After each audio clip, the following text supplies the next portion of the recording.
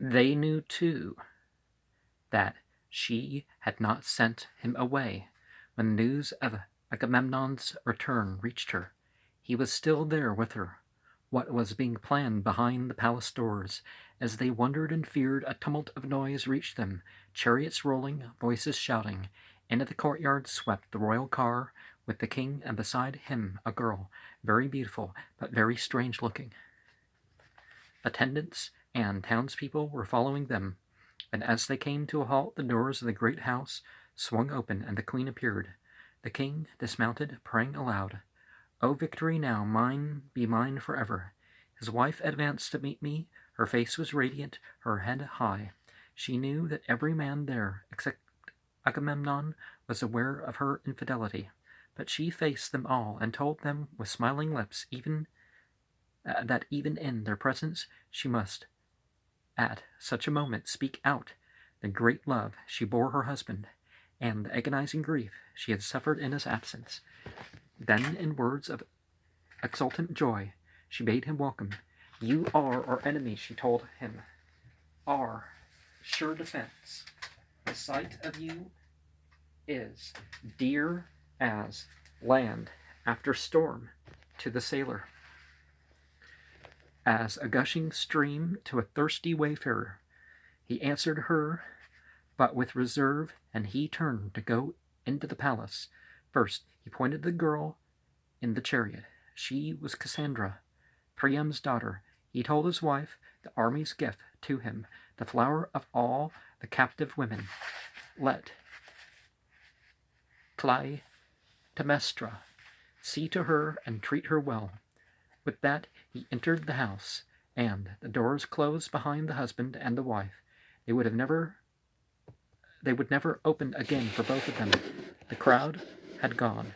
Only the old men still waited uneasily before the silent building and the blank doors. The captive princess caught their attention, and they looked curiously at her. They had heard of her strange fame as a prophetess, whom no one ever believed, and yet whose prophecies were always proved true by the event. She turned a terrified face to them where she had been brought. She asked them wildly, what house was this? They answered soothingly that it was where the son of Atreus lived. She cried out, "No, it is a house God hates, where men are killed and the floor is red with blood." The old men stole frightened glances at each other. Blood, men killed. That was what they too were thinking of. The dark past, with its promises of more darkness. How could she, a stranger and a foreigner, know that part? "I hear children crying," she wailed. "Crying for wounds that bleed. A father feasted, and the flesh his children. Thyestes and his sons." Where had she heard of that? More wild words poured from her lips. It seemed as if she had seen what had happened in that house through the years, as if she stood by while death followed death, each a crime, and all working together to produce more crime. Then from the past she turned to the future. She cried out that on that very day 2 more deaths would be added to the list, one her own. "I will endure to die," she said. As she turned away, she moved toward the palace. They tried to hold her back from that ominous house, but she would not have it. She entered, and the doors closed forever on her, too. The silence that followed, when she had gone, was suddenly and terribly broken. A cry rang out, the voice of a man in agony. "God, I'm struck! My death blow!" And silence again. Well, at least he mentioned God. Maybe not in the right tone, though. The old man, terrified, bewildered, these men huddled together. That was the king's voice. What should they do? Break into the palace? Quick, be quick, they urged each other. We must know, but there was no need now of any violence. The doors opened, and on the threshold stood the queen. Dark red stains were on her dress. her hands, her face. Yet she herself looked unshaken, strongly sure of herself. She proclaimed for all to hear what had been done. Here lies my husband, dead, struck down justly by my hand, she said. It was his blood that stained her dress and face, and she was glad. He fell, and as he gasped, his blood spouted and splashed me with dark spray, a dew of death, sweet to me as heaven's sweet raindrops. When the Greenland buds. She saw no reason to explain her act or excuse it. She was not a murderer in her own eyes. She was an executioner. She had punished a murderer. She had punished a murderer, the murderer of his own child, who cared no more than if a beast should die when flocks are plenty in the fleecy fold, but slew his daughter, slew her for a charm against the Thracian winds. Her lover followed her and stood beside her. Aegisthus, the youngest child of Estes, born after that horrible feat. He had no quarrel with Agamemnon himself, but Atreus, who had the children slaughtered and placed on the banquet table for their father, was dead, and vengeance could not reach him. Therefore his son must pay the penalty. The two, the queen and her lover, had reason to know that wickedness cannot be ended by wickedness. The dead body of the man they had just killed was a proof, but in their triumph they did not stop to think that this death too, like all the others, would surely bring evil in its train. No more blood for you and me. Clytemnestra said to Aegisthus, "We are lords here now. We too will order all things well." It was a baseless hope. Iphigenia had been one of 3 children. The other 2 were a girl and a boy, Electra and Orestes. Aegisthus would certainly have killed the boy if Orestes had been there, but he had been sent away to a trusted friend. The girl Aegisthus disdained to kill. He only made her utterly wretched in every way possible until her whole life was concentrated in one hope, that Orestes would come back and avenge their father. That vengeance, what would it be? Over and over she asked herself this. Aegisthus, of course, must die, but to kill him alone would never satisfy justice. His crime was less black than another's. What then? Could it be justice that a son should take a mother's life to avenge a father's death? So she brooded through the bitter days of the long years that followed, while Clytemnestra and Aegisthus ruled the land. As the boy grew to manhood, he saw even more clearly than she the terrible situation. It was a son's duty to kill his father's murderers, a duty that came before all others. But a son who killed his mother was abhorrent to those considered to be gods, and to men. A most sacred obligation was bound up with a most atrocious crime. He who wanted only to do right was so placed that he must choose between 2 hideous wrongs. He must be a traitor to his father, or he must be the murderer of his mother. In the agony of doubt, he journeyed to Delphi to ask the oracle to help him, and Apollo spoke to him in clear words, bidding him, "Slay the 2 who slew, atone for death by death, shed blood for old blood shed." And Orestes knew that he must work out the curse of his house, exact vengeance, and pay with his own ruin. He went to the home he had not seen since he was a little boy, and with him went his cousin and friend Pylades. The 2 had grown up together and were devoted in a way far beyond usual friendship. Electra, with no idea that they were actually arriving, was yet on watch. Her life was spent in watching for the brother who would bring her the only thing life held for her.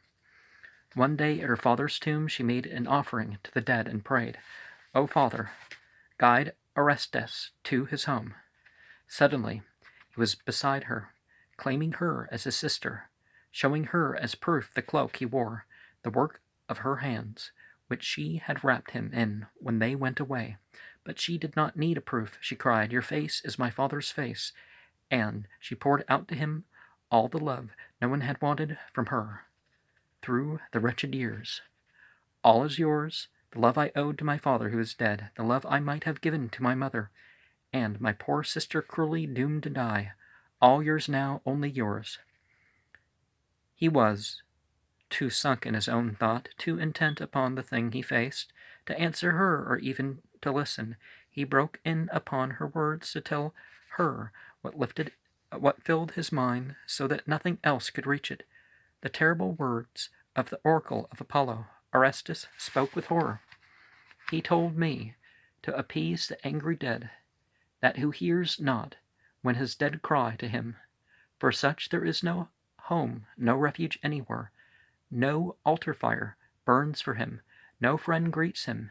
He dies alone and vile. O God, shall I believe such oracles? But yet, the deed is to be done, and I must do it. The three made their plans. Orestes and Pylades were to go to the palace, claiming to be the bearers of a message that Orestes had died. It would be joyful news to Clytemnestra and Aegisthus, who had always feared what he might do, and they would certainly want to see the messengers. Once in the palace, the brother and his friend could trust to their own swords and the complete surprise of their attack. They were admitted, and Electra waited. That had been her bitter part all through her life. Then the doors opened slowly, and a woman came out and stood tranquilly on the steps. It was Clytemnestra. She had been there only a moment or so when a slave rushed out, screaming, "Treason! Our master! Treason!" He saw Clytemnestra and gasped, "Orestes alive here!" She knew then. Everything was clear to her. What had happened was, and what was still to come. Sternly she bade the slave bring her a battle-axe. She was resolved to fight for her life. But the weapon was no sooner in her hand than she changed her mind. A man came through the doors, his sword red with blood, whose blood she knew, and she knew too who held the sword. Instantly she saw a sure way to defend herself than with an axe. She was the mother of the man before her. "Stop, my son," she said. "Look, my breast. Your heavy head dropped on it, and you slept. Oh, many a time your baby mouth, where never a tooth was, sucked the milk, and so you grew." Orestes cried, "Oh, Pylades, she is my mother. May I spare her?" His friend told him solemnly, "No, Apollo had commanded. The entity must be obeyed." "I will obey," Orestes said. "You follow me." Clytemnestra knew that she had lost. She said calmly, "It seems, my son, that you will kill your mother." He motioned her into the house. She went, and he followed her. Now, if these entities are warring against each other, or they might, why in the world should the human being have to obey them, right? When he came out again, those waiting in the courtyard did not need to be told what he had done. Asking no questions, they watched him, their master now, with compassion. He seemed not to see them. He was looking at a horror beyond them. Stammering words came from his lips. "The man is dead. I am not guilty there. An adulterer, he had to die." And so, square tiled floor, maybe 3 steps up, at least 2, tile on the entry, and I guess he's Clytemnestra and Orestes. So he's leading out of the house or into the house, holding it sword point, "Come here, come in here," And she's all like, "But did she do it, or did she not? Oh, you, my friends, I say I killed my mother, yet not without reason. She was vile, and she killed my father, and God hated her." Well, hated the deeds. Okay. But people jump to conclusions too quickly with God hates you and God loves you, and maybe something that's not really God, but they're saying that, the same thing in the same context. His eyes were fixed, always on that unseen horror. He screamed, "Look, look! Women there, black, all black, and long hair like snakes." They told him eagerly, "There were no women. It is only your fancy. Oh, do not fear." "You do not see them?" he cried. "No, fancy, I see them. My mother has sent them. They crowd around me, and their eyes drip blood. Oh, let me go." He rushed away, alone except for those invisible companions. Now, if you're haunted, yeah, it's more people who are haunted, and these beings can go through, jinn aren't bound by physical things, so, they can go through walls. So you have to deal with the power that you're letting them have over you, or what you did that let them have power over you. It may have not been to give them permission directly, but, When next he came to his country, years had passed. He had been a wanderer in many lands, always pursued by the same terrible shapes. He was worn with suffering, but in his loss everything men prize. There was a gang too. "I have been taught by misery," he said. He had learned that no crime was beyond atonement, that even he, defiled by a mother's murderer, could be made clean again. He traveled to Athens, sent there by Apollo to plead his case before Athena. He had come to beg for help. Nevertheless, in his heart there was confidence. Those who desire to be purified cannot be refused. And the black stain of his guilt had grown fainter and fainter. Through his years of lonely wandering and pain, he believed that by now it had faded away. "I can speak to Athena with pure lips," he said.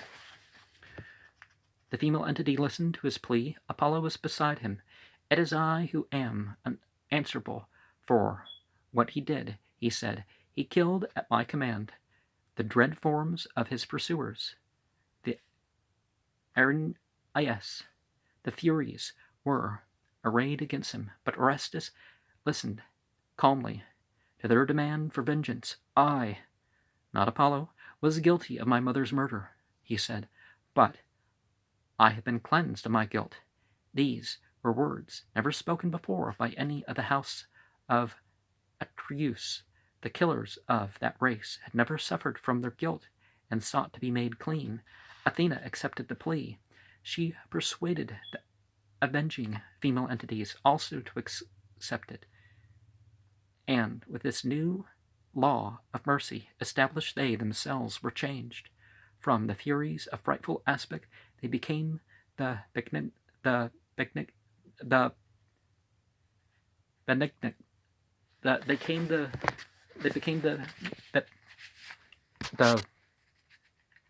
benignant ones. Stuck with that word. The Eumenides, protectors of the suppliant.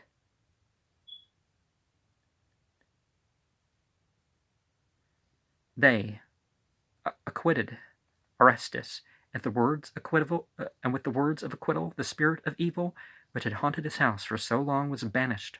Orestes went forth from Athena's tribunal a free man. Neither he nor any descendant of his would ever again be driven into evil by the irresistible power of the past. The curse of the house of Atreus was ended. Iphigenia among the Tarians. Benignant, yeah. I have taken this story entirely from two plays of Euripides, the 5th century tragic poet. No other writer tells the story in full. The happy end brought about a divinity. The Deus ex machina is a common device with Euripides alone. Of these three tragic poets, according to our ideas, it is a weakness, and certainly it is unnecessary in this case, where the same end could have been secured by merely omitting the headwind. Athena's appearance, in point of fact, harms a good plot.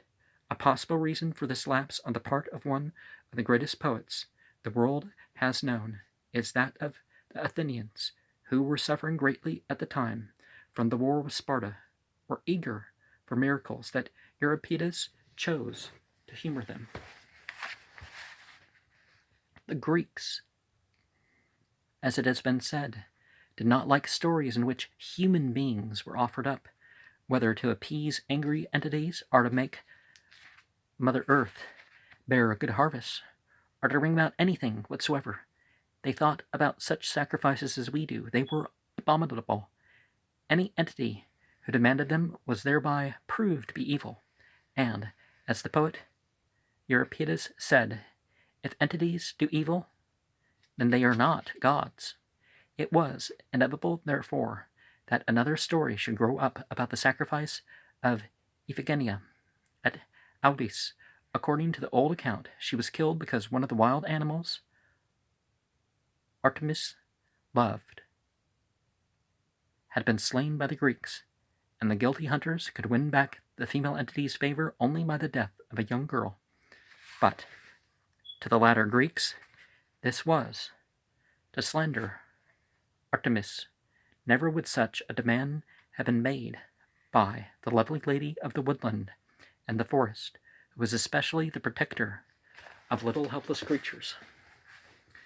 So gentle is she, Artemis the holy, to dewy youth, to tender nurslings, the young of all that roam the meadow, of all who live within the forest.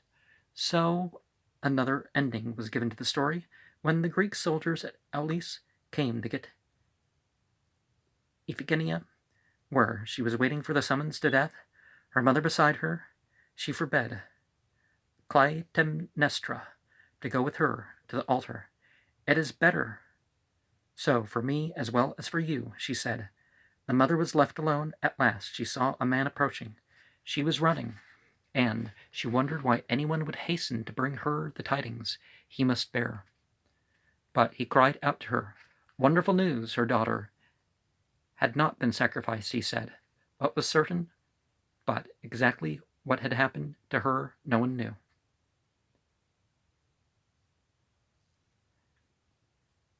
As the priest was about to strike her, anguish troubled every man there, and all bowed their heads. But a cry came from the priest, and they looked up to see a marvel, hardly to be believed. The girl had vanished, but on the ground beside the altar lay a deer, its throat cut. This is Artemis's doing, the priest proclaimed. She will not have her altar stained with human blood. She has herself furnished the victim, and she receives the sacrifice. I tell you, O queen, the messenger said, I was there, and the thing happened thus. Clearly your child has been borne away to those that we consider to be gods. But Iphigenia had not been carried to heaven. Artemis had taken her to the land of the Tarians, today Crimea, on the shore of the unfriendly sea, a fierce people whose savage custom it was to sacrifice to this female entity any Greek found in the country. Artemis took care that Iphigenia should be safe. She made her priestess of her temple, but as such it was her terrible task to conduct the sacrifices, not actually herself kill her countrymen, but consecrate them by long-established rites and deliver them over to those who would kill them. I don't remember where this country is positioned, but if you're dealing with the same race, how do you tell? She who had been serving this female entity thus for many years, when a Greek galley put in at the inhospitable shore, not under stern necessity, storm-driven, but voluntarily, and yet it was known everywhere what the Tarians did to the Greeks they captured. An overwhelmingly strong motive made the ship anchor there. From it, in the early dawn, 2 young men came and stealthily found their way to the temple. Both were clearly of exalted birth. They looked like the sons of kings, but the face of one was deeply marked with the lines of pain. It was he who whispered to his friend, "Don't you think this is the temple?" Pylades, "Yes, Orestes." The other answered, "It must be that blood-stained spot." Orestes here and his faithful friend What were they doing in a country so perilous to Greeks? Did this happen before or after Orestes had been absolved of the guilt of his mother's murder? It was some time after. Although Athena had pronounced him clear of guilt, in this story all the Erinyes had not accepted the verdict. Some of them continued to pursue him, or else Orestes thought that they did. Even the acquittal pronounced by Athena had not restored to him his peace of mind. His pursuers were fewer, but they were still with him. In his despair he went to Delphi. If he could not find help there, in the holiest place of Greece, he could find it nowhere. Apollo's oracle gave him hope, but only at the risk of his life. He must go to the Tarian country, the Delphic priestess said, and bring away the sacred image of Artemis from her temple. When he had set it up in Athens, he would at last be healed and at peace. He would never again see terrible forms haunting him. It was a most perilous enterprise, but everything for him depended on it, and whatever cost he was bound to make the attempt, and Pylades would not let him make it alone. When the two reached the temple, they saw at once that they must wait for the night before doing anything. There was no chance by day of getting into the place unseen. They retreated to keep under cover in some dark, lonely spot. Iphigenia, sorrowful as always, was going through her round of duties to the female entity when she was interrupted by a messenger who told her that the two young men, Greeks, had been taken prisoners and were to be sacrificed at once. He had been sent on to bid her make all ready for the sacred rites. The horror which she had felt so often seized her again. She shuddered at the thought, terribly familiar though it was, of the heinous bloodshed, of the agony of the victims. But this time a new thought came as well. She asked herself, would a female entity command such things? Would she take pleasure in sacrificial murder? I do not believe it, she told herself. It is the men of this land who are bloodthirsty, and they lay their own guilt on these that they consider to be gods. As she stood thus, deep in meditation, the captives were led in. She sent the attendants into the temple to make ready for them, and when the three were alone together, she spoke to the young men. Where was their home, she asked, the home which they would never see again. She could not keep her tears back, and they wondered to see her so compassionate. Orestes told her gently not to grieve for them. When they had come to the land, they had faced what might befall them, but she continued questioning. Were they brothers? Yes, in love. Orestes replied, but not by birth. But what were their names?